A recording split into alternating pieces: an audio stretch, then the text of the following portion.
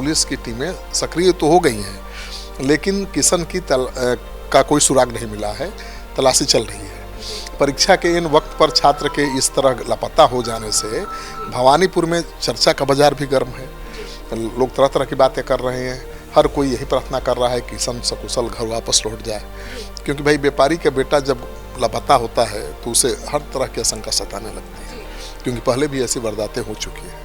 तो हम भी कामना करते हैं कि सकुशल उसकी बरामदगी हो।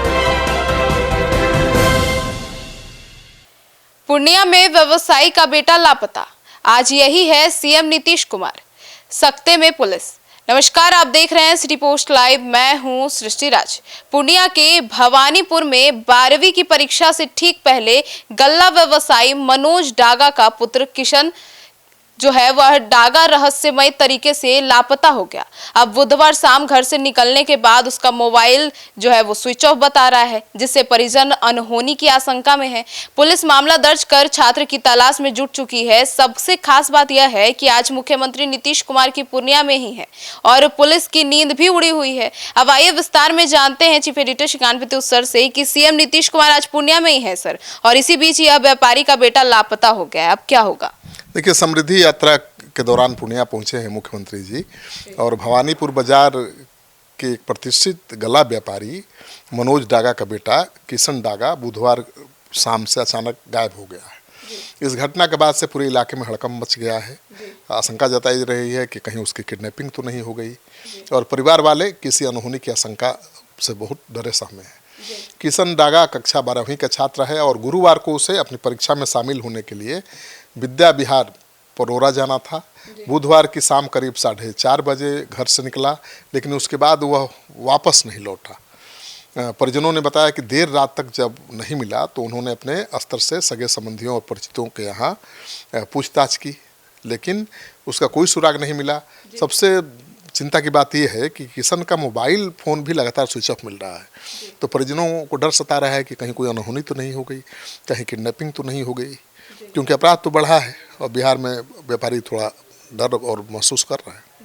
सर, तो ऐसे में परिवार परेशान है और आज सीएम से मिलकर गुहार भी लगा सकते हैं। बिल्कुल, पुत्र के अचानक गायब होने से व्यवसायी पिता मनोज डागा और उनके परिजन तो पूरी तरह से टूट चुके हैं।